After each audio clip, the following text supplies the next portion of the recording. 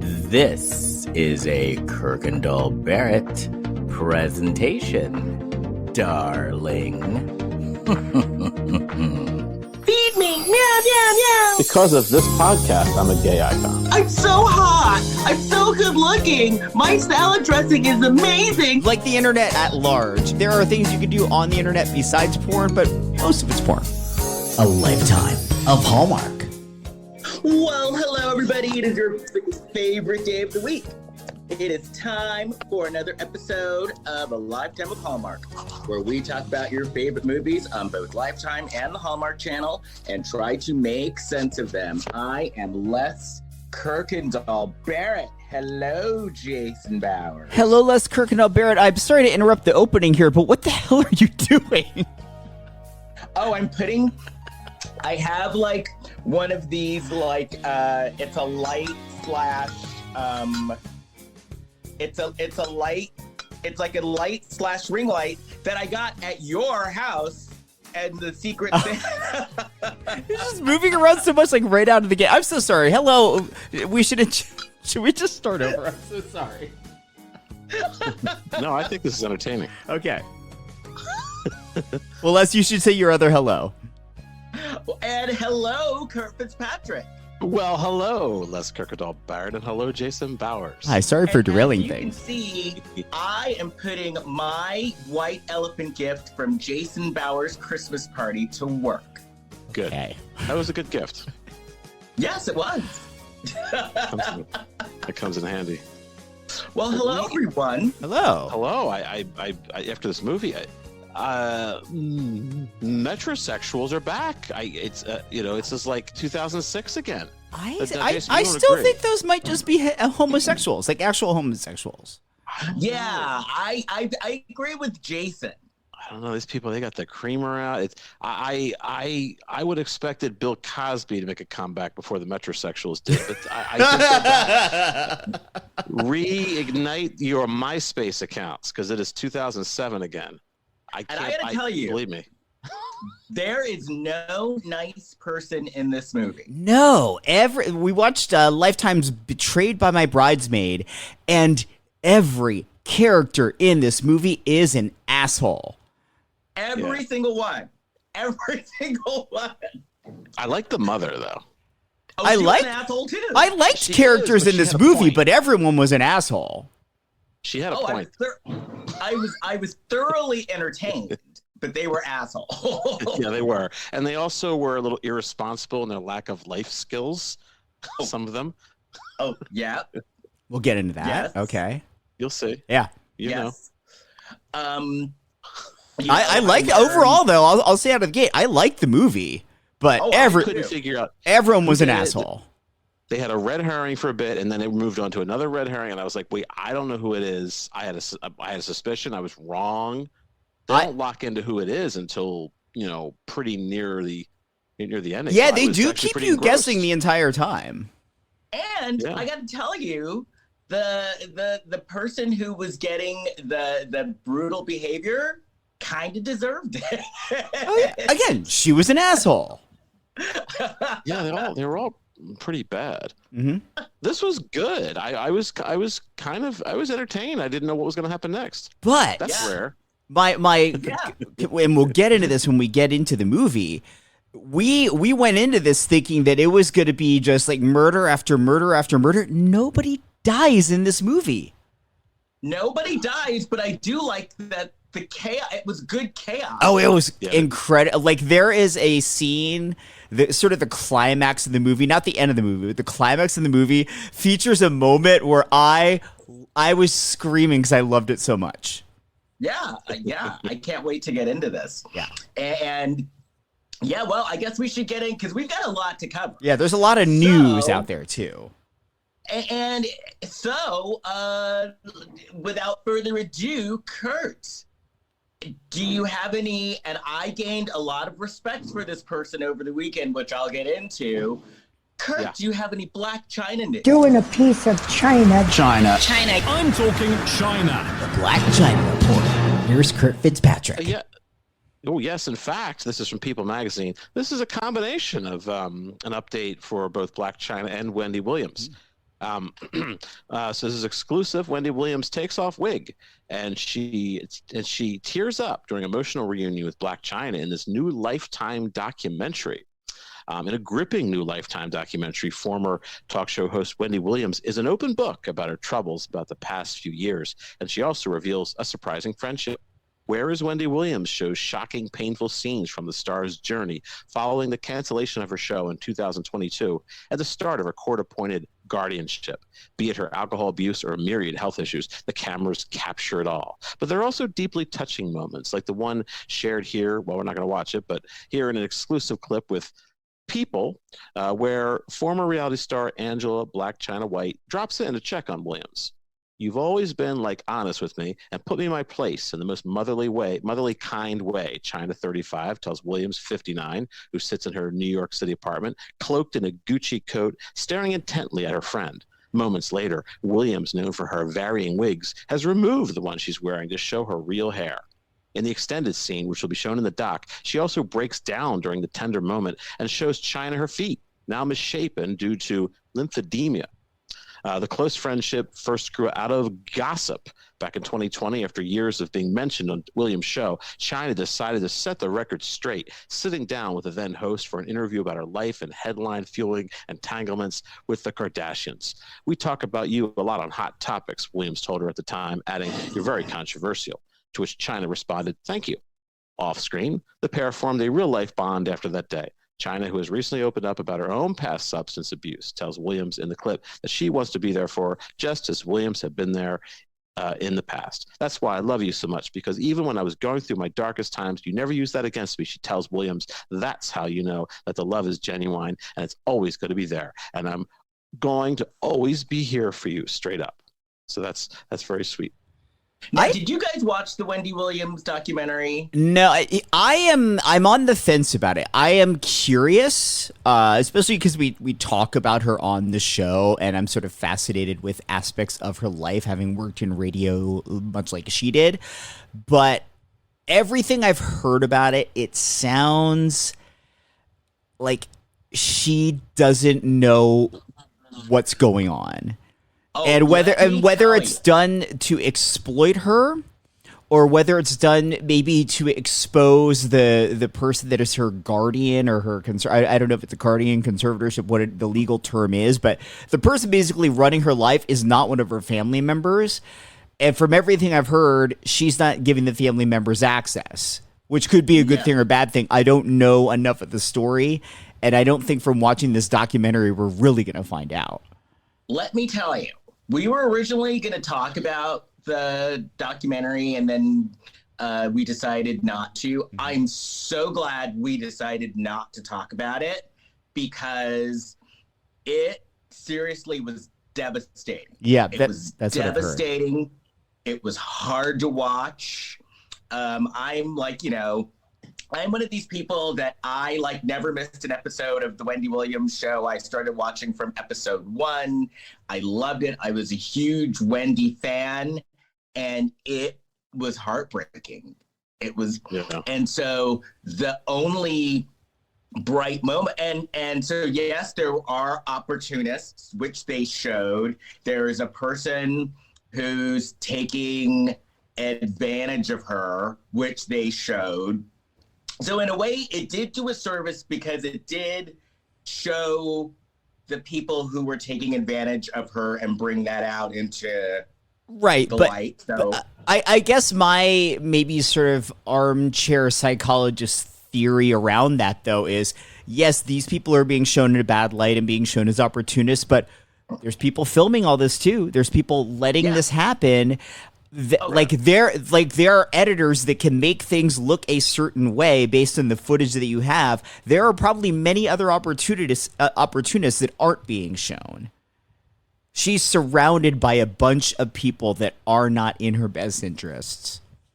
No, I totally agree. And and it came out that she has dementia due to her drinking, which I have a parent who has dementia, so that hit close to home. I didn't know that. I've never heard that dementia is caused by drinking. I say as I drink a glass of wine. Yeah, you could totally get dementia. Well, from drinking too much. I do know a little bit about this. You can get, there's different forms of dementia. There's a form of dementia that you can get through alcohol.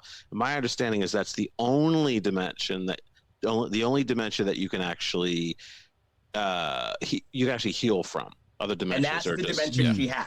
That's the only one that you can. If you get off the alcohol, you can get better. Got it. Yeah, that's the dementia that she has. And so the only bright spot in this whole thing was when Blac Chyna showed up.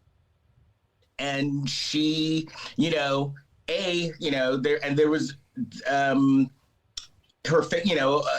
because her family couldn't see her, and Blac Chyna actually showed up and like talked to her and had her, you could tell that Blac Chyna had her best interest at heart. So it really showed Blac Chyna in an amazing light. And I'm like, oh my God, she's a great person. So the pessimist in me is thinking, yes, it makes Blac Chyna look good that she comes and visits Wendy, but isn't it also in Blac Chyna's best interest to make herself look good, especially as she's on this trajectory of, trying to be a different version of herself? Well, okay, and let me just clarify. So basically, the documentary was about Wendy's family, who was very concerned, but they don't have access to her. And so who's the guardian? Everybody in this documentary wanted something, and Blac Chyna was the only person who, other than Wendy's family, who showed up with like no ulterior motive and didn't want anything from her. She just showed up as a friend to check on her. Well, I guess my theory, and maybe it's unfair to Blac Chyna, or maybe it is fair, I don't know, but I look at this as she's still getting something out of it. She gets to come off as the, hey, I'm your one true friend, that I'm not coming asking for anything, but she's still getting talked about in the press. Like, Blac Chyna is famous for being famous. No, and I see where you're coming from. So one of the things that came out that I read today is that the producers are now saying, well, if we knew, so I guess they filmed for over a year. So they filmed for a long time. And the dementia diagnosis came out during filming. So now they're saying, well, if we knew that she had dementia, we wouldn't have filmed it in the first place. Now, that infuriates me. Okay. And Wendy's actually the executive producer of this thing, too. Yes, but she can sign on as executive producer through the person that is her guardian that is pulling all the strings. Oh, that's right. Yeah, if she has like a power of attorney, the power of attorney could be. Well, because what it came out, her son was her power of attorney, and then the bank took it all away. Yeah, really? Yes. How did they do that? Yep. We talked about that a long time ago. Made a stranger power of attorney. Yeah, a stranger. So this person who is her guardian is a complete stranger. Okay. Yeah, there is some super shady shit going on from all angles, as far as I'm concerned. Yeah. So did she get a guardian appointed to her by the state? That's what happened? Oh, jeez. Yeah. Right. Because, they were saying like there were things like, $100,000 worth of DoorDash. But dealing with a parent with dementia and watching them dealing with a parent with dementia, I totally get the behavior because I've dealt with it myself. So it's complicated, but yeah. So but like I said, I'm glad that we decided not to talk about the documentary. I'm so glad. And by not talking about it, he means not do an entire episode devoted to it, because we've clearly been talking about it. But not making fun of it. No, I definitely don't want to do that. Yeah, we don't. Yeah. Not making fun. I mean, ultimately, I hope that she's in good hands. I hope that there are people that do have her best interest that actually have some power and some strength over pointing her in the right direction. That's all we can hope for. Well, Is that she and one be more well? thing, basically, in my opinion, because the drinking, and they kept on showing the drinking, she needs to be in rehab. Yeah. Like, she needs to be in a serious rehab where she has no access to alcohol. Yeah, but then she's got to stick with it, and she has to. And as you know, she has to want to change. Yeah. Right. And this kind of on brings that. me back to my feeling that she's surrounded by people that don't have her best interests at heart. Like, this very much reminds me of the things we would hear about the Britney Spears conservatorship. Right. Britney didn't have control over her life. She was being fed pills to kind of keep her going. Like, I can see a world in which somebody they keep feeding Wendy alcohol so that she isn't of sound mind, and they can keep using her money and her position to further their own aspirations. I agree. So, well, speaking of that, if you want to feel old, MTV is now making documentaries about Alzheimer's. Yeah. It's like, whoa, Wow, right? the eternal memories from MTV documentary films. Like, come on. MTV used to be, oh, Mickey, you're so fine. I know, right? I mean, they have been around been for a long almost journey. 44 years. I guess so. Well, anyway. Kurt, Now let's have some fun. Did you More have any Blac more Chyna? Blac Chyna news? No, that's it. That's all I've got. I guess I should have some happier news. I- Let's get back to Metro. Well, I have some happier news. Oh. Good. And now. This news in a long Wait, time. Les, you can't even hear the music, can you? Can't hear it. No, I was trying to play the news sounder. I thought you were talking about June. Yeah, I am. Oh, okay. And now, it's time for the June Squibb Report. Here's Les Kirkendall Barrett. Yes, we have not talked about June Squibb in ages. Well, at 94 years old, there is going to be a reboot of Don't Tell Mom the Babysitter's Dead. Remember that movie back in the 90s Love that movie. with Christina Applegate? Yeah. Well, it is being rebooted, I saw and I guess June Squibb is going to be the babysitter. Love that. oh, good. And so, I'm glad at 94, June is out here. She's still working. The story that you sent about this, I was surprised that she was the headline. Because she's not exactly people her age are not exactly the target audience for this movie. But the movie for teens, about teenagers, is starring a 94-year-old. The 94-year-old gets top billing. That's pretty amazing. There you go. Well, I don't think when the movie comes out. When the movie comes out, she's going to get And it's coming out in the spring. It's coming out soon. Yeah. Squibb. And there are other names Squid in this Game. movie. Such as? Okay. Like Nicole Richie, and there's a couple of other people who you'd recognize. I just saw this on like Access Hollywood or something. They just had something about this. So I saw some scenes from it. And I was surprised. I don't remember Nicole Richie being in any movies, but She had done a TV series probably about 8 years ago called Great News that was produced by Tina Fey. Nicole Richie is hilarious on the show. oh yeah. Was that with Andrea Martin? Andrea Martin was in it, yeah. And oh god, what is the actor's name She's a that was legend. in Glee? There's a lot of comedy heavy hitters on the show, and it's very, very funny and sort of underrated and underappreciated at the time it was on. And think about it this way, Betty White is gone. We do need a person to kind of fill in that older funny lady gap. So I think June is a good person for that. Do you think June Squibb is a what's the word I'm looking for? Like A teen idol?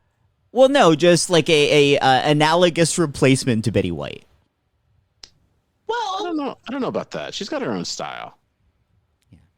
because who do we have left? Well, like, I because like Betty Nicole White anyway. was sort of like, yes, she was funny and she was super talented, but at the end of her life and career, she was very much just an American treasure. And I feel like Dolly Parton occupies that space now.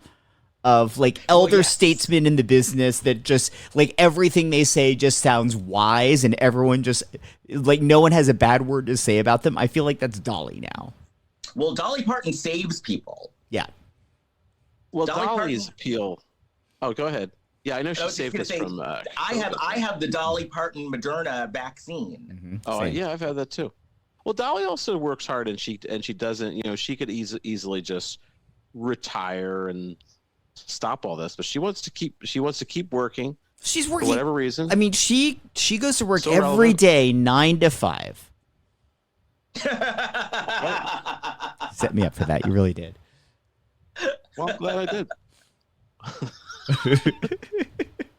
She wants us to forget about Rhinestone. She's working over and over and over again, but we still remember it. I never saw. Well, she Rhinestone, does but, work in the world's oldest profession at the best little whorehouse in Texas. It's just a little bitty pissant country place. That was a little bit of a stretch. Nothing much to see. There's no drinking allowed. We've got a nice, quiet crowd. I'd like to go Plain to as it could be. Dollywood. Is it Dollywood or Dollyland? Dollywood. Dollywood. I would love to go to Dollywood, Dollywood. We should It's do a live just a little broadcast. piddly old small country place. I heard a song. There's a new version of Jolene. I guess it's new, and it's her and somebody else. They're Well, yeah, she has a rock album out singing now. together. Jolene. Oh, that's what it's from. Okay. Because there's nothing dirty going on. They used her Beatles song. I guess she just like Let It Be or something like that, and it's in like a TV show promo. And I'm like, okay, that's a good place for her music. Where else are they gonna put it? So good for You her. know, I think I'm going to watch Best Little Whorehouse in Texas when we're done tonight. Okay. I might watch the movie she did with James Woods because I never Straight saw Talk. that. I saw that in the Yeah. theater. Straight talk. Da-na-na. I saw that in the theater. So did I. Yeah. Oh, so I makeover montage in Straight Talk. speaking of things in theaters, I have news. Oh, And now, it's an AMC Nicole Kidman report. With me, Jason Bauer. Good, we haven't had one of those in a while. So you know, like the AMC promo that they show with Nicole Kidman talking about a heartbreak feels good in a place like this. It's been spoofed everywhere. It's been around for like 3 years now. So they just announced today that starting this Friday, there will be not one, not two, but 3 new Nicole Kidman promos at AMC. oh. So I have mixed feelings about this because I feel like the original one, the reason why pop culture has sort of embraced it is because of the sort of weirdness of it, the sort of novelty of it. And now if they're just leaning into it, they're like, oh, people like Nicole Kidman. That's not why people like it. They like it because it makes no sense that Nicole Kidman is doing a commercial for AMC while you're already at an AMC. Right. She's thanking you for coming. She is. But there's going to be 3 new She's ones. appreciative. I like that movie she did years ago, Malice. Remember that? And she's married to Bill Pullman. And he's like, sit the fuck down. She's like, what? I said, sit the... Anyway, and then she's hooking up with Alec Baldwin. And anyway, I want to watch that. All right. They should make three more versions of that instead of 3 more versions of her commercial. They could do both. Yeah, she's a versatile actress. Yeah. Yeah. Well, that's good. Good for Nicole. all right. Good for us. Good. Yeah. But you gotta have some when you're announcing that you're doing the Nicole Kidman AMC theater news. You gotta have a little more self confidence in your report. I felt like you're holding back a little bit. In doing the report or just in announcing intro. myself? In the intro. Oh well, here I'll let in you the intro intro, me yeah. then, Kurt. Here. And now, the Nicole Kidman AMC theater update with Jason Bowers. Heartbreak feels good in a place like this. Yeah, more like that. I think that Okay. would work well. All right. Because it was almost you were like reluctant to give us that news, and it has its place. I wasn't reluctant. I just the news sounder from announcing Blac Chyna, Jude Squibb, and Nicole Kidman news. It's just absurd. Yeah. Everything we do is absurd, and I love it. Well, speaking of absurd, I guess we should talk about this movie. Yes. Yeah. Because it was absurd, this movie, in the best way. It starts with a problem right out of the gate. We got the first Wives Club issue. Now, I don't think we've ever had a movie with like absolutely no killing. Mayhem. Certainly not a Lifetime movie. Not a Lifetime. I mean, a Lifetime movie. Yeah, I'm sorry, I meant to specify. let me correct. Certainly not a Lifetime movie that isn't a Christmas movie. Right. Oh, I wasn't even counting that. Yeah. But, Well, a good effort was certainly made, but no, they couldn't seal the deal. They got close. So, Kurt, what was your issue? Well, right from the beginning, we're at the stupid birthday party, and they start doing a little dance number like we're at the first Wives Club. Yeah, I didn't care for that. No, this is different, I think, because they're at a party. No. But why was it choreographed? You've never gone to a party where they've done like line dances and choreographed This isn't a dances? line dance. This was a choreographed dance. Okay. And a poorly choreographed at that. I almost forgave it because it was a dream, but then I was like, oh no, that was something that really happened. Wow, are you that hardcore? So, like, even if it's like a dream, you still... Well, if it's a dream, I was going to forgive it because I figured it was within a fantasy realm that they would start dancing. But within a frame no, of this was, isn't real. Yeah, but that was supposed to be a scene. That was something that really happened in the context of the movie. I know it didn't really happen in real life. It happened in the context of the movie, and I'm like, oh no, that's not acceptable. You can't just start dancing for the camera. Look at the first Wives Club again, and a couple other movies during that era. So what Kurt is talking about is the movie starts. We're at a party. Katie it's Katie's birthday. And she's talking to her assistant, Heather, and the line, and this is an HR issue because her assistant is there, but she's telling her assistant, well, you're not here as my assistant. You're here as my friend celebrating my birthday, but she still treated her like an assistant. Mm-hmm. Which is setting up one, like we had mentioned earlier, there are several things where you're not quite sure who the bad guy is in this movie until the very end. So this is setting her up as a potential bad guy.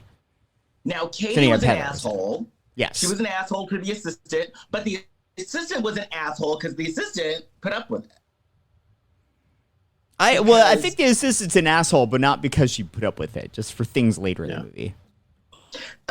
So they're talking about Snoop Dogg, which I was like, oh, well, that's,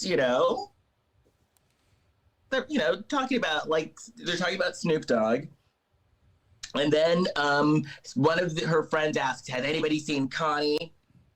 And we find out that Connie was Katie's sister who just got out of rehab and was at this raging party.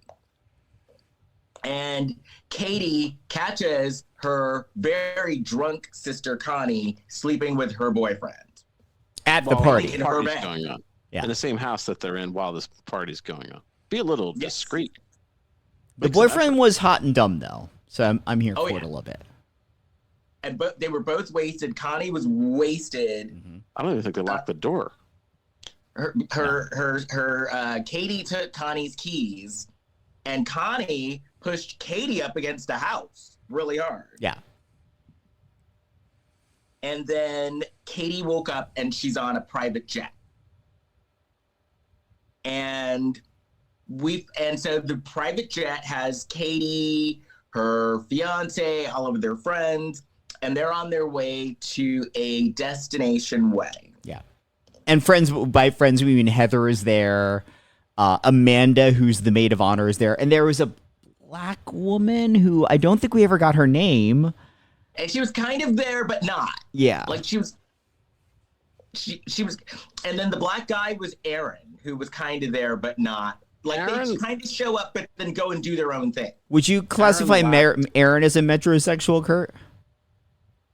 I think when they were all, I guess, yeah, I think so. Because they were all out doing a facial cream day. Aaron was gay. You think Aaron was gay? Yeah.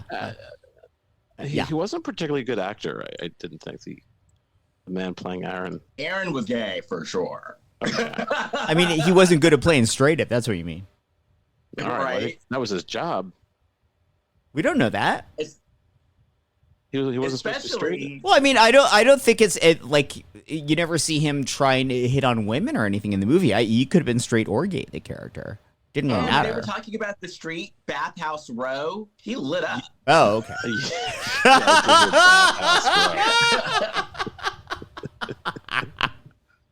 Because they land in this place called Spa City. It's called Spa. The place was called Spa Was City. it Spa City or Hot Springs? They're driving. It was called Spa City. No, I think it was called Hot Springs.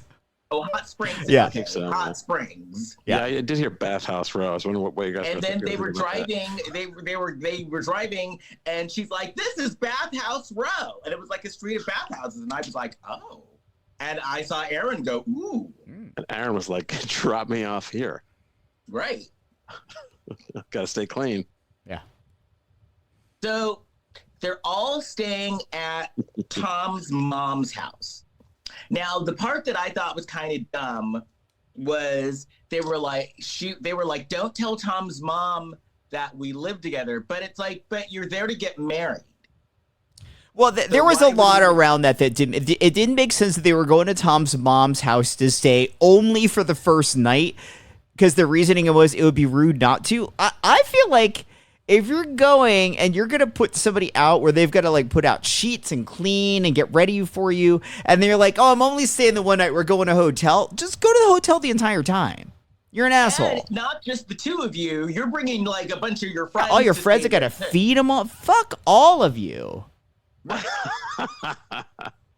Or if you're staying with me, then stay with me. Like, we're here, and then like, okay, this is how we're doing it. Because I could see if it was Tom, or even Tom and Katie were like, we need to spend one night, I would totally get that. But they brought all of their friends to spend the night. And this posse, man. This also illustrates why Tom was an asshole out of the gate, because Tom, knowing his mother is super protective of him, and knowing that his mom sort of, he's the only thing his mom has left after the dad died. I see dead people. Tom has yet to introduce his girlfriend, now fiance, to his mom until days before the wedding. And they seem to have money, so it's not like he couldn't afford to fly there before. Tom's an asshole. Right. He's a hotshot movie producer. Yeah. Right. So then Katie's being very polite. She's being very polite to her new mother-in-law. And, Tom introduces them. Katie says, hi, nice to meet you. And the mother-in-law is an asshole too, because she looks at Katie and says, well, I wish I could say the same thing. Well, she's got some good points. Tom's mom does ask her if she cooks, and Katie's like, no, she doesn't know how to cook. She just orders food. Now that's a big health concern, because if you're just ordering food or getting, food like that, you're getting processed food, high in sodium. So Tom's mom is correct to be, upset about this. Well, no home cooked meals. And let me tell you, when we get to that part, okay. Oh, we're there. I have a mother-in-law. All right. Mm-hmm. Sometimes you have to lie. If she asks you, do you cook? If you don't cook, just say you cook. Just say it. Just say, yes, I cook. Again, this comes back to Tom being an asshole, because Tom should have fucking warned Katie. He should have said, hey, my mom's real tough. She's probably going to ask you if we're going to ever have kids, if you cook, like how you take care of me. Like, just play along. I'm not going to make you do that in our relationship, but just like do this for me. That's all he had to do. Say yes, yes. Because those are like harmless lies. Like, and then deal with it later. But you're just meeting this woman. Just do it. But you're going to be there for a week. You're going to go away and not see her for years. So just to get through the week. Yeah. Now, Katie, though, was an asshole because she walks into the living room and then shades the furniture and says, oh, I like your minimalist design, and throws shade to the mother-in-law. Oh, I didn't think that was shade. I thought that was an actual compliment. Yeah, I didn't think that was bad. Well, she didn't take off her shoes. No, that was dumb. Well, Again, Tom actually did warn her. Katie forgot. Mhm. So that one's on Katie being an asshole, or more just a dumbass. Her brain was barren. She was constantly making these stupid mistakes. Yeah, she was figuratively stepping in it. Right. Yeah.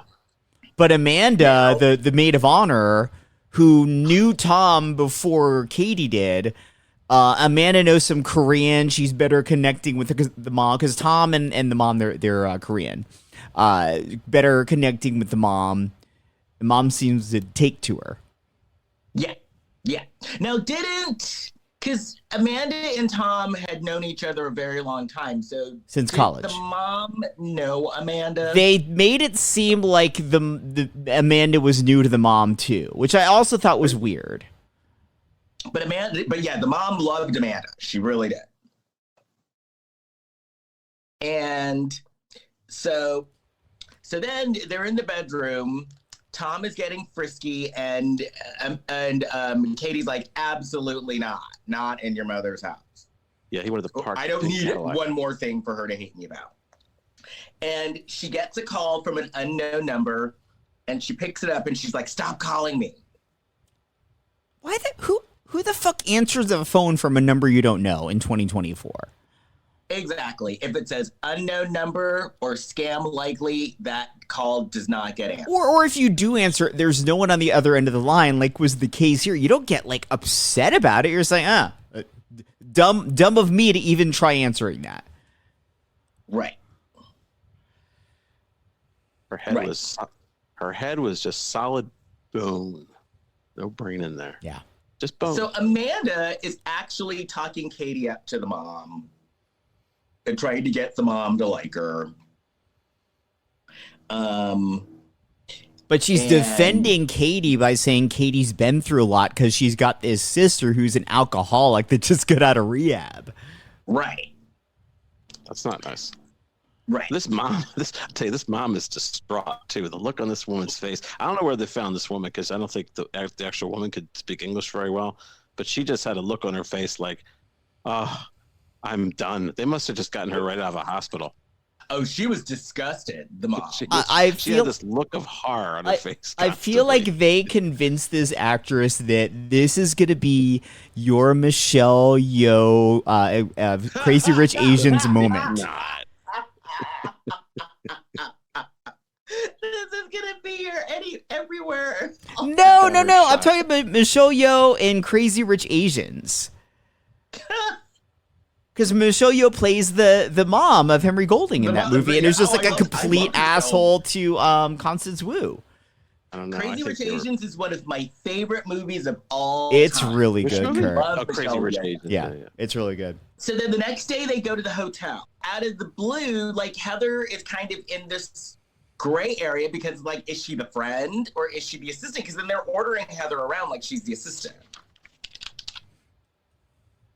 And then, okay, so this next part, I had a problem. So one thing I do know about rehab, they do not let you out early unless your insurance stops paying for it. And At first, when Connie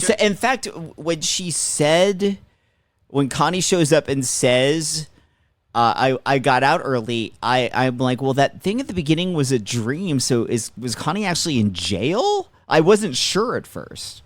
Because I thought the same thing. I thought the same thing. Because rehab, there's only two ways that you are let out early. And I know what I'm talking about.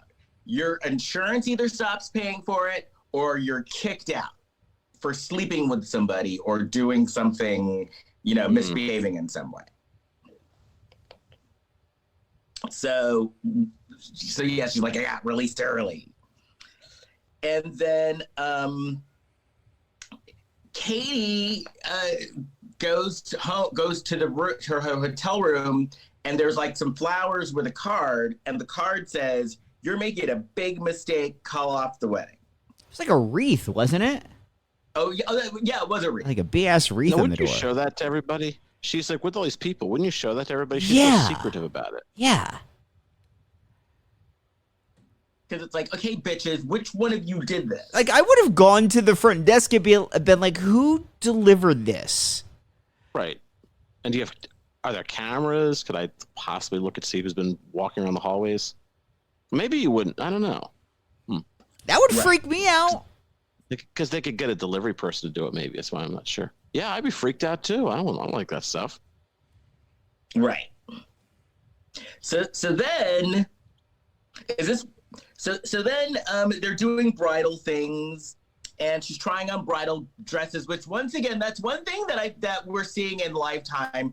Who are these idiots that aren't getting their bridal dresses ahead of time? Getting a bridal dress, getting a wedding dress is like a complicated thing. Well, this is like, not only did they not get it before they went on this destination wedding trip, but then they're like, oh, we'll call the bridal shop and see if we can get one for Connie too, like last minute.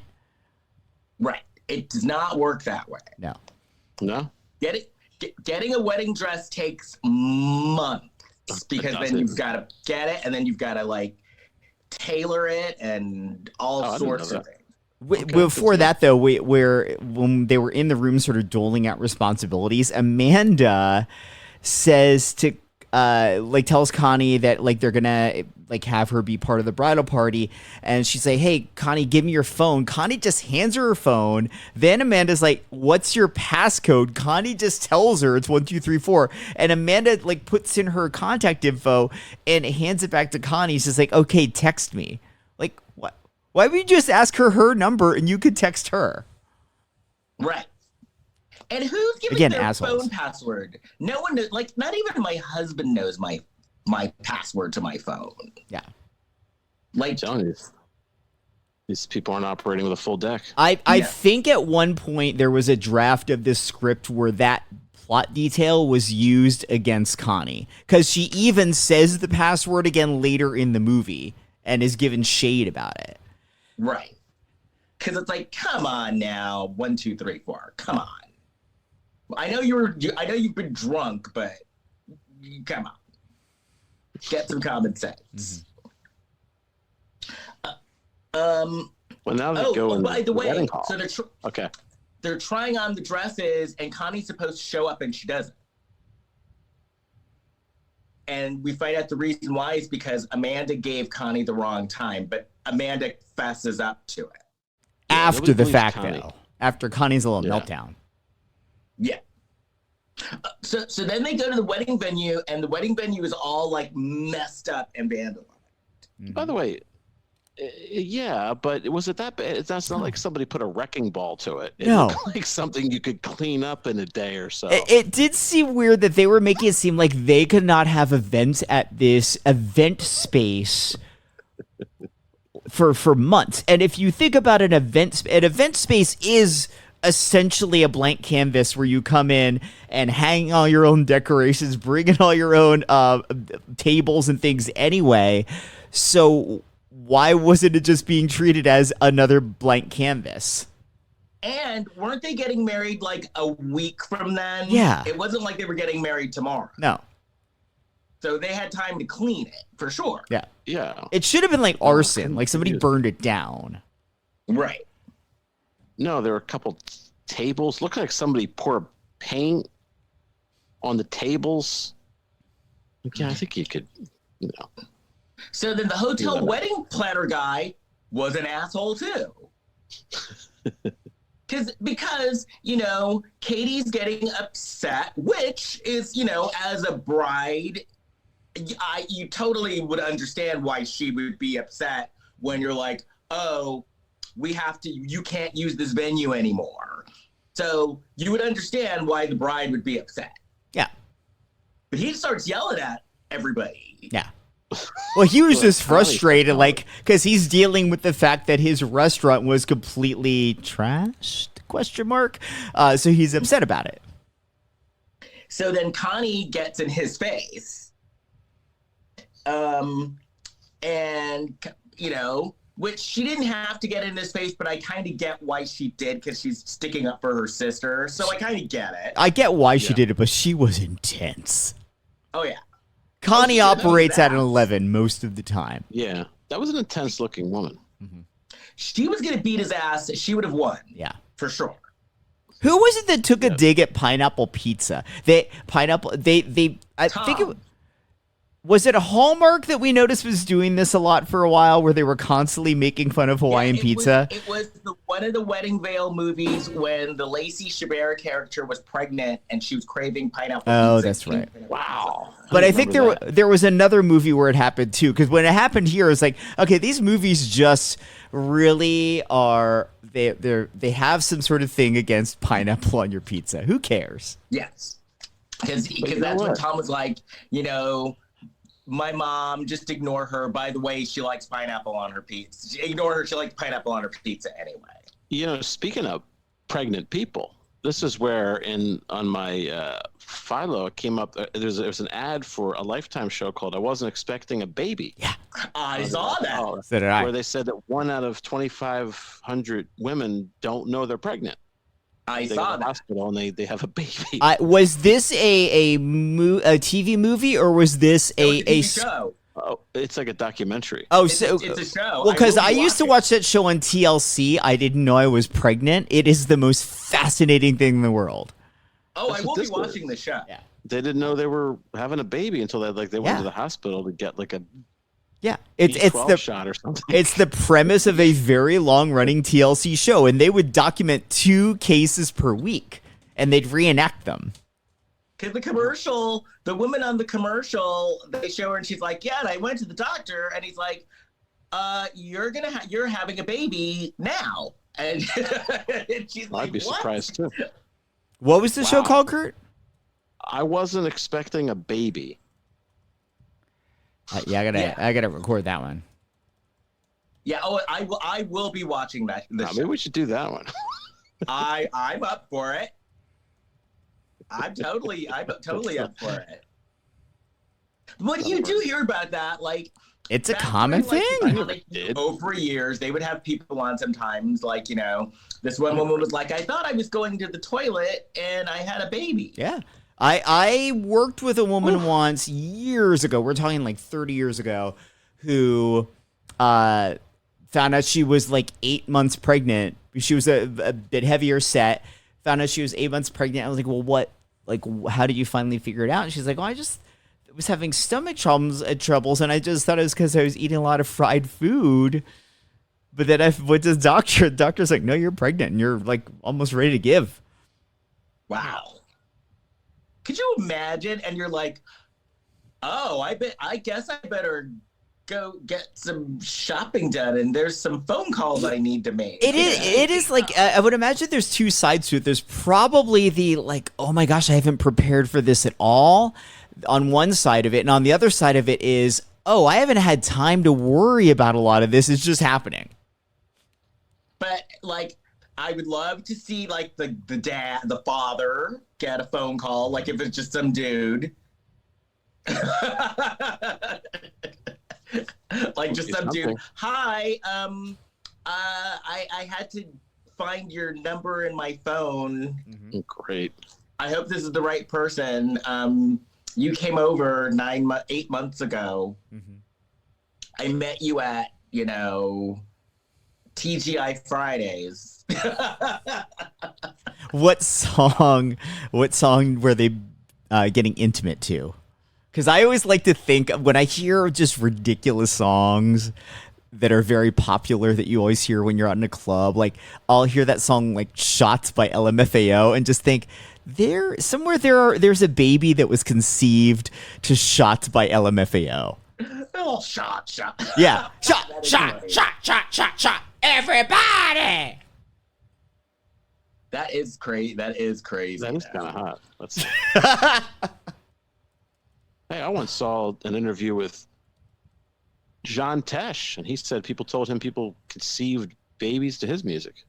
Ew. Which is worse, conceiving a baby to John Tesh's music or to the theme from Entertainment Tonight?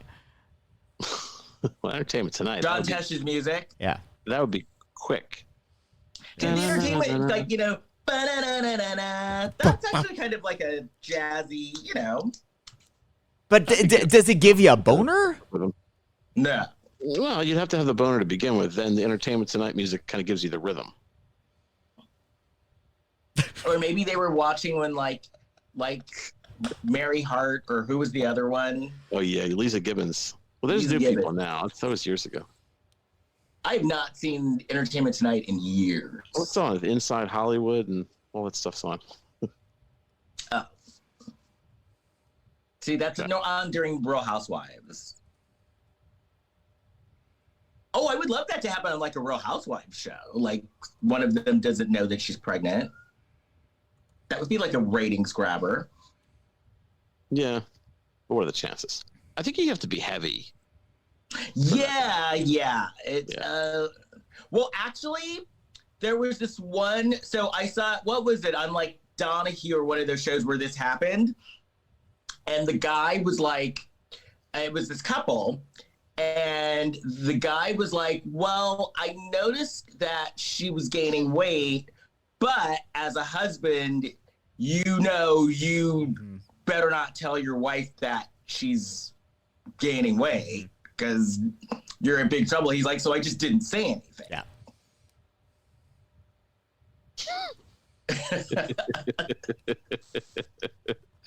Oh man. Well. You don't want to do that. Some interesting lives out there, I'll tell you. I had a baby. I don't know you're pregnant. Neither did I. Right. Okay. Oh, okay. So Connie goes buck on this guy, and Connie apologizes, right?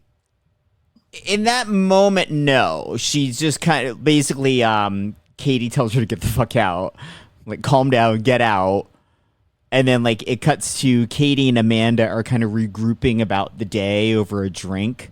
And that's when Amanda admits that, yeah, I did give Connie the wrong time. Right. And then we see Connie sitting at the bar with a cocktail, but it's a virgin drink, so she says. Virgin Yeah. Jackery. Which I've had because I don't drink, and I've had virgin drinks. And when virgin drinks like that aren't really good because it's basically just a bunch of sugar. Yeah. Yeah. So it's like bleh. But even a regular daiquiri is all sugar. Right. But at least you have like the kick. At least you have the booze with it. So it's something. This is just, the daiquiri without the booze is like, bleh. I liked it because it's sweet. And I had a girlfriend. She didn't like me drinking it. I drank like a daiquiri. She says, that's a girl drink. You should be drinking that. Aw. Not You right. can drink whatever you want. That's right. Yeah. We don't know this person. Oh, we do? No, we don't. We don't. Oh, we don't. Well, I did, but it's the same person who said that when we went, who came to a Fringe festival, and they were doing like an open mic thing, and she said, "If you get up there, I'm gonna walk." Oh my God, out. who was this person? Remember that? Right? I told you that story. Chris told us this, yeah. Yeah. Oh my You get up there, God. you get up there. I'm She gonna walk out. forbade you to get up at an open mic. So that's the same one who told me that I shouldn't drink a daiquiri. How long were you in this That's relationship? girlish. And I said, well, you're that other guy, he drinks. He's girlish too. Wow. Yeah. Well, was I with her? I was with her for 9 months. Oh my God. Oh, have you checked to see if she was pregnant at the end of that? Well, no, I didn't even think about that.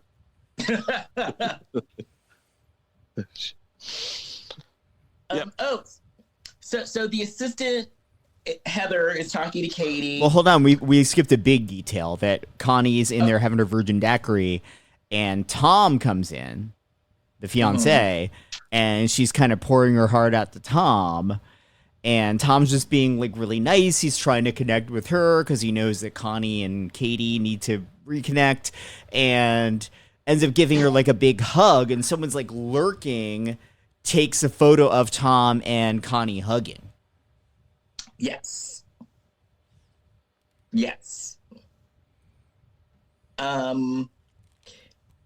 And so who was talking to Kate. Wait, Heather was the one that was talking to Katie about Connie. Yeah. When Katie was like, I think Connie wants me to be happy. And they're saying, I don't want you to get hurt. I don't, be careful. I don't want you to get hurt. Yeah, well, Heather thinks Connie. I'm sorry, Kurt. Go ahead. I think it's Katie and Heather having this conversation, right? Yeah, yeah, and Heather thinks that Connie wants to see Katie fail, and she doesn't want to see Katie get hurt again by Connie. And that's when Connie walks in. They're not giving Connie a chance because Kay's like, you weren't around. Well, she was in rehab. Give this woman a break. And then Connie talks to Katie, and Connie's like, I'm sorry. Can we just, and they're both like, can we just put this behind us and just be sisters and enjoy this time? They make up. And then they all get in a van and they have a shopping montage. Yeah, boy. A bunch of guys putting on face cream. This is the metrosexual part. This, I know you love yourself a montage, Les, but this was an unexplained shopping for nonsense montage. They didn't explain that they're going into town. Well, I don't know what this montage, what purpose is served other than to fill time. I agree because there was no reveal. There was, to have a successful montage, there's got to be an outfit change and there's got to be a reveal. Well, they were wearing outfits, but yeah, why were they like dressing like cowboy? Like it made no sense. It didn't move the plot along at all. No, they and you know how I love a montage? I didn't like this one. I didn't like this montage. I'd rather spend the day in urgent care than have to spend time in a place.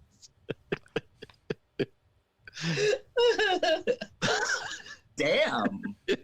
Well, hey, listen. I know where the fun is. Tom's groomsmen were both cute, though. Yes. So then. Well, he was a lot moisturizer. Well, they did facials. So then they're walking through this flower garden, and Katie's barking orders at Heather, like telling her to take their pictures and stuff. Yeah. Well, yeah, it's like a group photo, and they make Heather take it, so she's part of this wedding party, but she's not in the photo because they're treating her like an assistant. Oh, yeah, they're walking through the woods now, right? Yeah. Right? Is that where they are right now? And if this were a proper Lifetime movie, there would have been somebody with a hoodie, and somebody would have gotten murdered in the woods. Oh, totally. I hope it's not the Pine Barrens. It's not New Jersey, is it? At least a kidnapping. Yeah. At least. Okay. So Tom is just trying to, keep the peace. And so he's being nice to Connie. And Amanda tells him, you better be careful. You better watch her. So then they're all at dinner. Yeah, this is the dinner of assholes. It's just a table full of trouble. Yes. Well, it starts off with the mom telling Amanda to sit next to her. Like, Amanda, you come here. And it's like, damn, out the gate. Yeah, mom was a little bit out of line this time. And then, like I said earlier, Katie, this is where you just lie. And if the mom's like, do you cook? Just say yes. No. She said she made a grilled cheese, but she made it with like 20 slices of grilled cheese. No, she didn't say that. Connie jumped in trying to save Katie because Katie was sort of floundering with her answer about cooking. And Connie's like, hey, remember that time you made that thing for Dad? Like trying to tell a cute story to sort of deflect the weird energy. And Mom just blows it up and makes it even worse. Oh, yeah. She says something like, here's what she says. She goes, grilled cheese, how complex. That's what the mother says. Okay, so damn. And here's another thing. When the mood is tense like this is not the time to announce to a mom that you don't have a wedding venue anymore. This is not the time. Well, they didn't announce it to Mom. Amanda, I think, is it the Blac Bridesmaid whose name I don't know that we ever got? Was she the one that asked Connie if she found a new venue yet? Oh. And we find out that Amanda put Connie in charge of finding a new venue, and Mom knew nothing of any of this. So it's a lot of people throwing each other under the bus. Assholes all around. Just assholery everywhere. Yeah. I can't remember ever not knowing how to make a grilled cheese. Like, how old was she when she made this warped grilled cheese sandwich? It's not like they were little, though. No, I think this was a story from when they were children, Les. Yeah. I think they were little. I mean, maybe if you're like 3. I mean, if he was like 10 years If old, you're I 3, would you shouldn't be understand this. making grilled cheese Yeah, sandwiches. even in a cutesy, you're cooking for daddy kind of way, a 3-year-old should not be operating the stove. I just don't know what age. If I was 10 years old, I would know not to put 20 pieces of cheese on a grilled cheese. But if you're These people 3, are you should not be using the stove. And I don't think that Katie should be using any here's the electric. thing. We look at every character in this movie, and we've determined that every single one of them is an asshole. That means they were all brought up by assholes. So maybe Katie and Connie's parents were assholes too, and didn't teach them how to make a fucking grilled cheese. True. Man, what a rough scene over there. So the mom is getting bitchy to Katie, and Connie, once again, I get what Connie was doing. She was defending her sister. Yeah. Oh yeah. So Connie goes after the mom, and the mom's like, bitch, please. Yeah, she says, people criticize are usually lonely and pathetic. And then the mom just looks at her and goes, how is rehab? Assholes. All of them.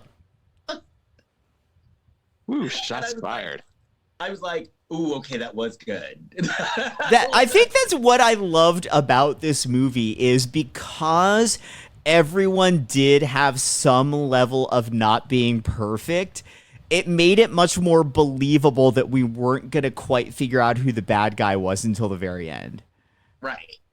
I have to say, as awful and ridiculous as these people are, there are people like this. Oh, yeah. It's just that it's like they plucked all these people from different areas and put them all in a room together, like it's some asshole reality show or something. Yeah, and I think the setting of this movie being in the lead up to a wedding kind of lends itself to that too. Everyone has their own opinion about how the wedding should go, how everyone's personal life choices leading into the wedding. It makes everyone an a-hole. Yeah. Now the part that I didn't like was, so the mom was like, how was rehab? And then Connie gets up and runs away from the table. And I was like, oh, no, Connie. If you're going to throw shade like that, you got to be able to take it like a champ. Yeah, take it. Take it like a champ and give it back to her. Yes. Yeah. And Connie runs out. Tom goes after her. And then, so Jason, do you think, so Connie was like, I'm just drinking iced tea, but I feel high, like I've been drinking all night. Do you think that there was another script where Connie's drinks were being drugged? Oh, actually, good point. Yeah. Yeah. And that would make sense with something that happens very shortly after this in the movie. Because she mentions that, but then it doesn't come up again. Yeah. I hadn't thought that, but yeah, that totally makes sense. So, so then Amanda was like, you know what, Connie's wasted. And then she kept on saying how Connie was wasted. And then she goes through Connie's purse. Yeah. And finds pills. But we don't know what kind of pills there are. I'm like, those could have been antidepressants for all we know. Maybe she's on prep. Could have been prep.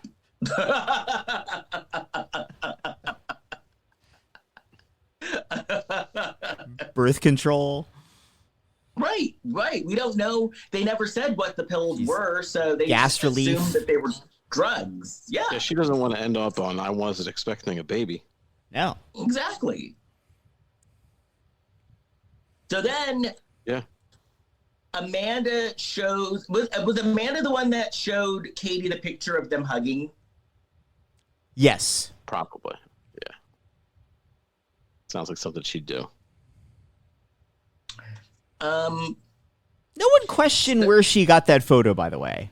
Or I guess she No. claims she saw them. She looked over and saw something and took it, didn't she? Right. Okay. So then, Katie. Then we see Katie. She's packing. She's then packing she and Tom Tom's have a bag. fight. Yeah. She's leaving Tom. No, she's telling Yep. Tom to get the fuck out. Oh, was she packing his stuff? Yeah, because he, at the end of the scene, he takes the bag. Oh. I'd appreciate that at least she packed my stuff. Then after this, Heather comes in. She's talking to Katie. Then she picks this. This is not the time to tell someone that you think they have trust issues, which is what she told Katie. And then goes into, Katie's like, my wedding might not be happening, and you're bitching at me how I micromanage you. It's the perfect time. In Heather's defense, though, Katie was venting, and Heather was trying to like gently defend Tom because she knew that Katie was kind of overreacting in the moment. And Katie kind of said, like, well, why are you defending him? And that's when Heather said, well, I think you have trust issues, and here's why. And here's some other examples of things I've seen. Here's a perfect segue. Katie opened that door herself. Right. But once again, it's not the time. You just play dumb and go, okay, yeah, want a hug? But, Heather's kind of getting fed up with being the assistant. So then the next day, Connie goes to Katie's room. She apologizes. And we find out that Connie found a venue. And how is it that the freshly recovering alcoholic is the first one to call the hotel that they're staying in and spending a lot of money in to ask them, do you have a ballroom we could use? Because the venue is the ballroom at the hotel they're all staying at. Right. And she's got it figured out. Katie's not appreciative. Katie's like, oh, you're on drugs. And pulls out the pills. Yeah. But once again, they don't say what the pills are. No. And Connie's like, those aren't my pills.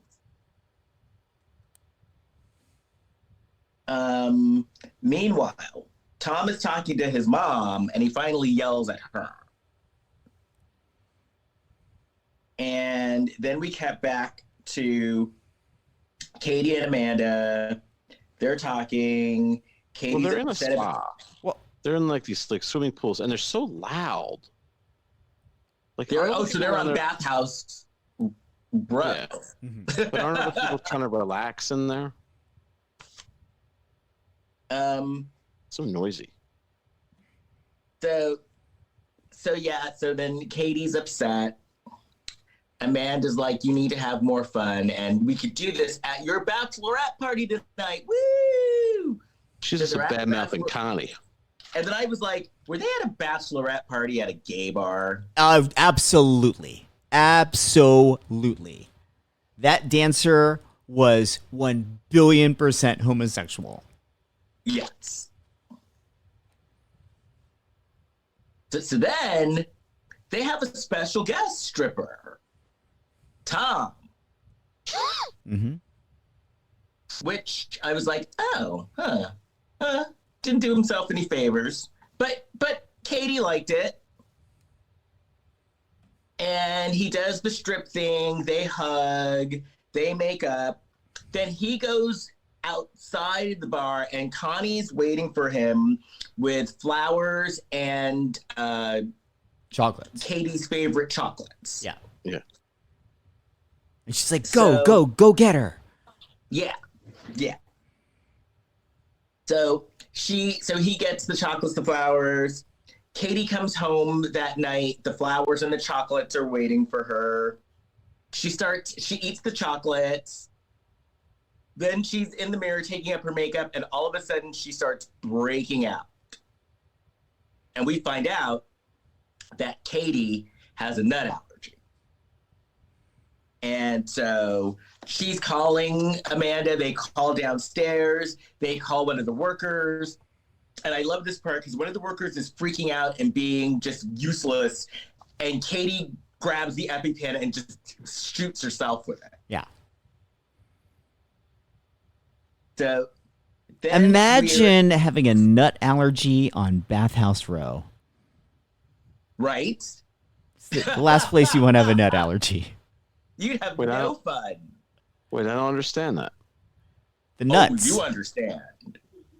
You want to have all the nuts possible without a bad breakout.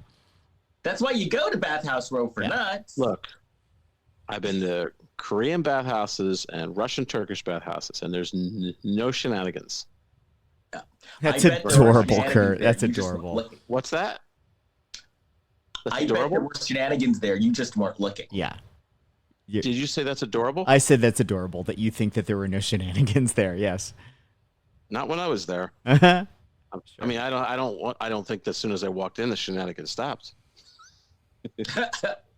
You just weren't being vigilant. Maybe one man's shenanigans is another guy's good time. I don't know. No, it was all. No, I've gone to places that are on the level. Mm-hmm. Mm-hmm. They were on the level when I was there. It must have been on the level day. Oh, so when Katie was in the hospital, I wrote here, the doctor went to the Park Ranger School of Acting. Yeah. That's not possible. This trail's been closed for 8 years. It's extremely dangerous. Well, she had a lot of years of medical school, had no time for acting lessons. Maybe a real doctor. Well, her last line, she starts laughing like, she's like, stay away from nuts. And like, that's not funny. she almost died. She's like Patch Adams. You know, she's like the doctor with the clown nose. You know?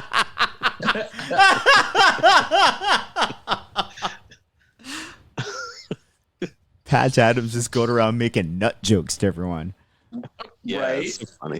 It's good to have a sense of humor when you're almost died. Because the way that she laughed about it, I was like, oh, who gave her that direction? Well, I have to go. I'm off to children's oncology.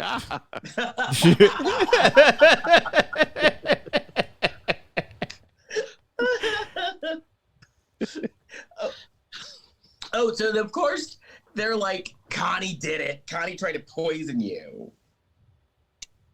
And then who said maybe Heather did it?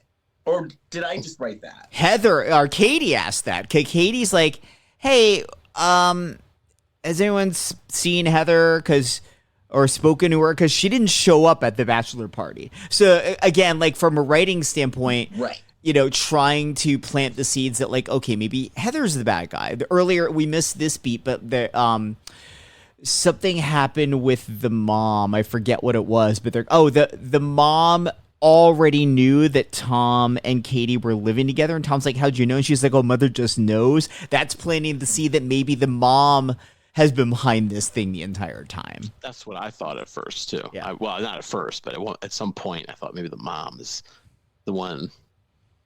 I wish it was. So then Katie maybe it goes is. up to Heather and she's like, do you try to poison me? She asked her what? Is she She's trying like, to poison her?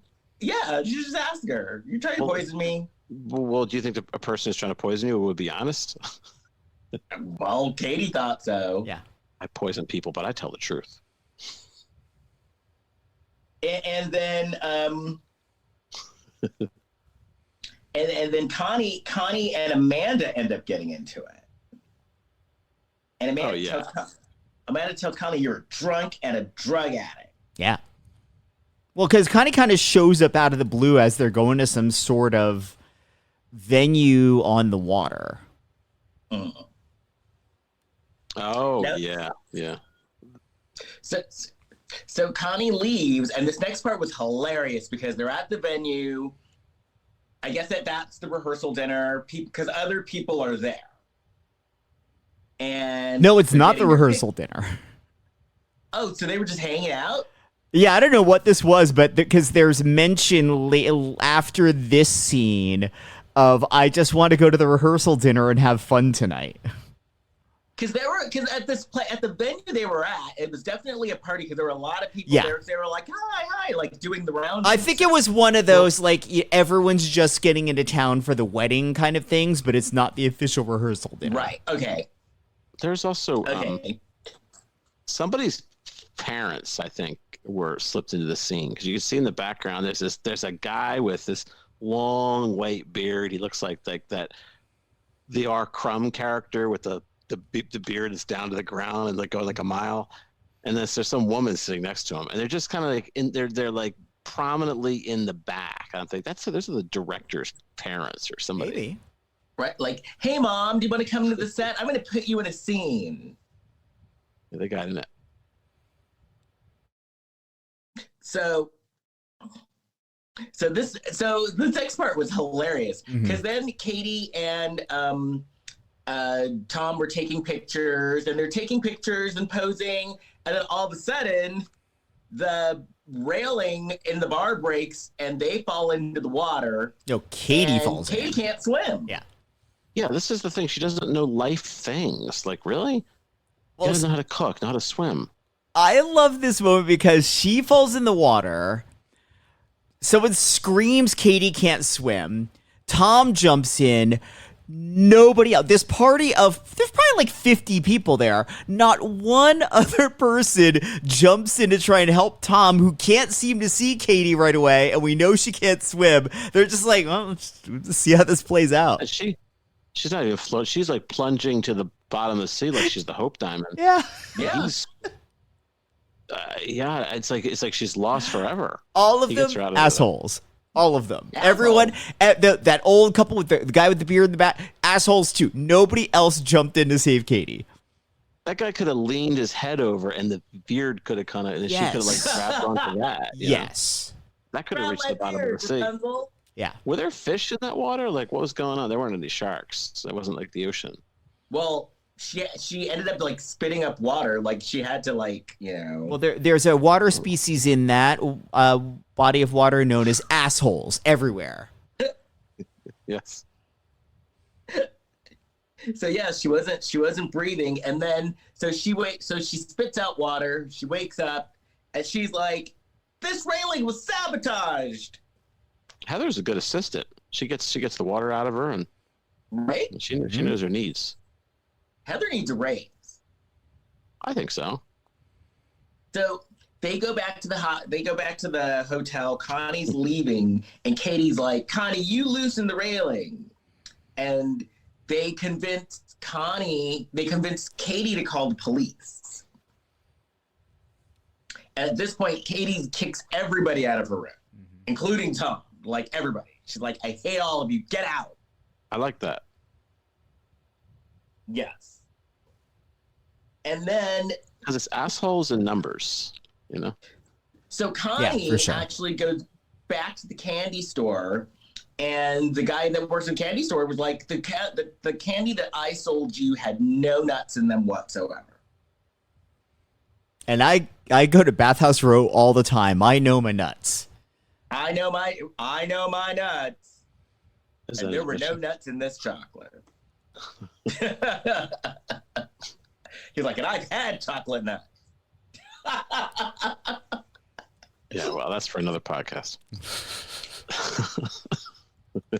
Not that I'll be on. So, oh, okay. So this is when Tom and Amanda were at the bar, right? Well, yeah, as Connie, after she confronts the nut-loving candy store guy, outside the window, she sees Tom and Amanda walking together, so she follows them to a bar. She's snooping. Yeah. She is Which is stupid. good. Yeah. Yeah, And she she does a pretty snoopes good well. job. But then she makes a mistake that snoopers make, and I'll get into that in a second. Okay. Well, she makes a couple mistakes Yeah. coming up. Yeah. I agree. So Amanda and Tom are talking. Amanda tells Tom, maybe you should slow this whole thing down. And then she's like, and by the way, Tom, I'm in love with you. I've always been in love with you, blah, blah, blah, blah, blah, blah. And she kisses Tom, and Tom is like, what the fuck are you doing? I love Katie. And Connie, like, films the whole thing on her phone. Very good. Very nice. But then, this is the mistake that people always make. Connie then goes, confronts Amanda, she's fighting with her, and then she holds up the phone and says, I have the evidence right here. No, you're not supposed to do that. You go, you fight with them, but you don't reveal that you have the evidence. She should have just sent that off to Katie right the fuck away. Right, exactly. She could have just airdropped it or whatever she needed to do. Again, Connie, asshole. Asshole. All of them assholes. Right. So then this next part was assholiness at its finest. And it was very entertaining because Connie's fighting with Amanda. Then Amanda, just out of the blue, starts wrecking the room and going, help, help. Yes. And Connie's like, what are you doing? And then Amanda, like, breaks a bottle and, like, stabs herself. Yes. And she's like, she's beating me up. Yes. I saw that on Little House on the Prairie. I don't know, during the later years, like the Ingalls, not the Ingalls, but come on, who's the Olsens? blonde girl? Nellie? Oh, not Nellie, but Nellie. Okay. Well, if it was the Nellie later at this seasons, point- it wasn't Nellie. It was Nancy. Nancy. Okay, it was Nancy. Yeah, because Nellie was gone. So Nancy did that with a girl. Like Nancy, like put like mud on her dress and stuff. She said, "You did this to me." You know one thing about Nancy? She was an asshole too. Oh, she totally was. And Mrs. Olsen was an asshole too. Yeah. But yeah, I did love this though when she stabbed herself. I love this whole scene. This whole sequence. The movie took it to a whole new level of nuts, and I was here for it. I like. Then they went in the hallway, and people are like disturbed in the hall. Guy comes out of the room like, "What's going on out here?" And they're like, the guy's like, "Let me bring you back in the room so you can bleed in here." You're disturbing people. So Connie gets arrested, but what I like is, so Amanda had Connie's phone, and Katie noticed that Amanda had Connie's phone. Yeah. And Amanda's like, and Katie's like, why do you have Connie's phone? And Amanda makes up some excuse. Yeah, she's like, Connie threw it at me, which is actually believable in this moment. Yeah. So then Katie tells Amanda, you know what? I just need to go out and get some air and just do like a quick errand. I'll be back. And Katie then goes to the jail and talks to Connie. And Katie's like, okay, I'm starting to believe you, but I need to see. Oh, she's like, I'm starting to believe you. And then then Connie goes and looks on the phone, and Amanda had erased it. And then Connie's like, well, does your cloud backup, does your phone like back up on your cloud and on your computer? And Connie's like, well, I don't have a computer, but I have a tablet. And then Katie's like, okay, so what's your password? And that's when Connie's like, 1, 2, 3, 4. And Katie looks at her like, really? She's got some nerve, though. The next thing that happens, though, I thought was hilarious. And it's a tiny little detail, but it made me laugh so much. So Connie tells her, hey, my tablet's in my room. So Connie is in custody of the police right now. Connie somehow still has her room key in the pocket of her jacket and hands it to Katie. Well, she wasn't really in jail. She was in like a questioning room. They something. brought her in. Yeah. They hauled her away. She didn't go like on her own volition. They hauled her away. Yeah, they take your stuff. Yeah. Yeah, they take all of your stuff. They take your jewelry and everything. Yeah. I was never arrested. Plus that, because that room key, you I've can never sharpen been, that, but turn that into a weapon. Yeah. I mean, I've never been arrested either. I just see on TV shows when at the end they give them like their bag. Yeah. Like a plastic bag with their stuff. Yeah. Oh, yeah, that's right. Oh, so this next part, I actually enjoyed Katie actually being smart, because we don't see it that often, someone being kind of smart, actually. No, especially not. So Katie goes back to Amanda's room, and she's talking to Amanda. Amanda's starting to act kind of sus at this point. Well, before she's in and then Amanda's Heather- room, first she's in Connie's room. She finds the tablet, puts in her bag. But as she's walking out of the room, Amanda happens to come out and basically sweeps her up and is like, oh, we got to go get ready for the wedding. Right. So they're getting ready, and then Katie at one point was like, oh, I forgot something in the closet, and goes in the closet and actually looks at the tape. Yeah. Or looks at the video. Yeah. So she sees it goes down. So then she goes back out. Amanda's still acting weird. And then Heather shows up, and Katie is like, okay, she starts bossing Heather around and says, listen, I need you to go in here for a minute because I need to give you something. And then they go in to the closet, and she tells Heather, okay, I think Amanda's the one that's doing all this. I need you to get this out of here. And she'll her to take it to the police, right? Yeah. Well, she basically go get Connie. Yeah. Yeah. And here's it. And she gives her like a bag with the tablet and stuff in it. Yeah. She's easy to find. Just walk in. There, everything's open. Right. She's got her The keys. cell is unlocked. Like, so I have Connie's room key, but I've also got keys to her jail cell. So if you need them, they're right here. Right. So then Heather leaves. Amanda figures out what's going on. Then Amanda, I love this next part, because then Amanda is like, does her villain speech. And then Amanda takes a candle and sets the room on fire. Yes. And locks her in. Well, she also says, she also explains to Amanda that she knows it's her, and she's like, it took you long enough.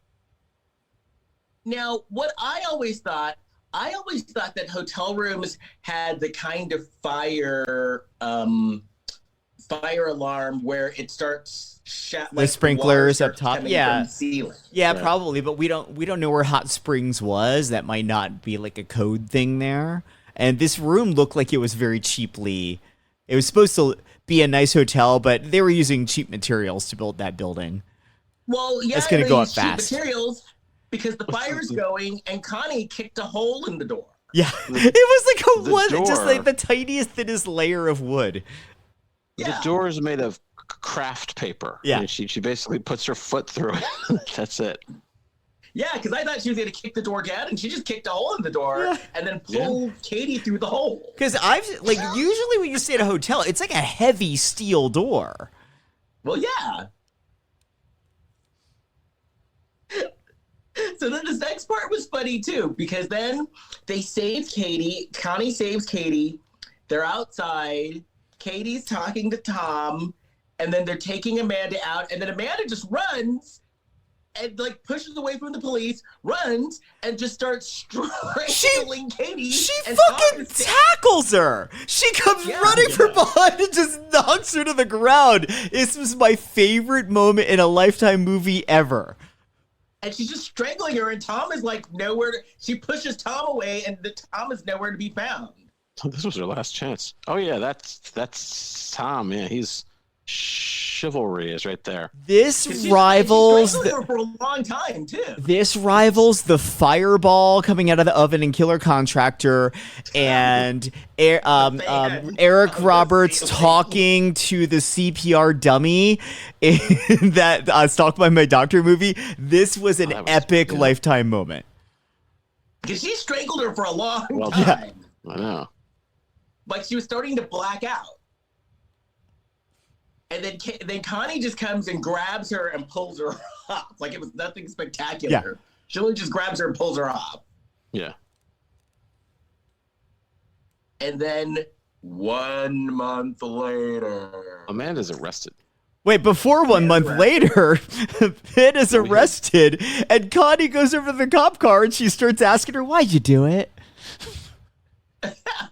And she's nice to her. She's like, I hope you get the help that you need. After you tried to strangle me, you tried to drown me and poison me. Right. And then 1 month later, Tom and Katie get married. And Katie's wearing it was kind of an authentic sort of a dress, right? It was the mom's dress.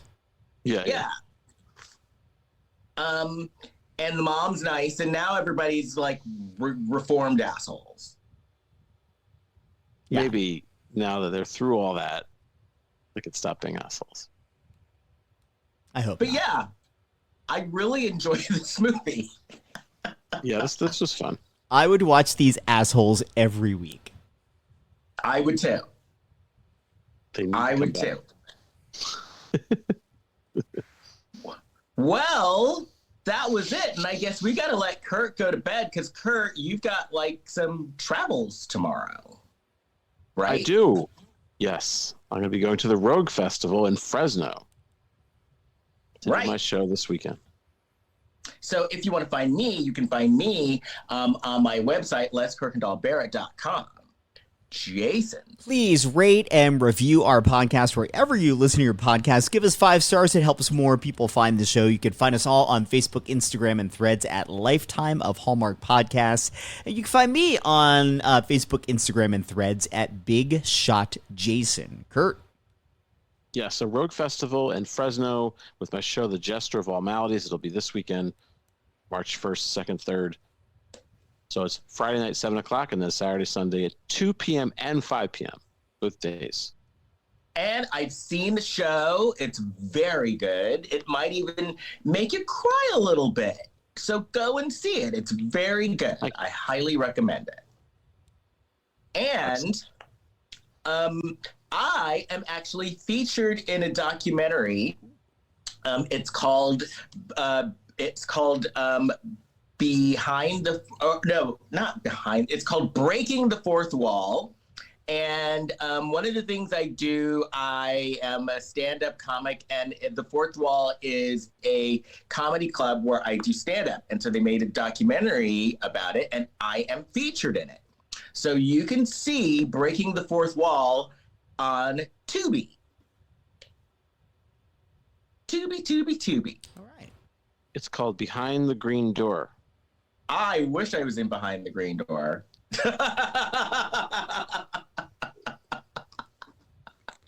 My dad used to have that movie. Is the door one ply like the door in the hotel in this movie? Anyway, that's it. So I guess we better let Kurt go to bed. So, Well, okay. Everybody can go to bed. all right. No, it's only, is it even 8 o'clock yet for us? I need to go eat. So bye. Bye. Bye, assholes.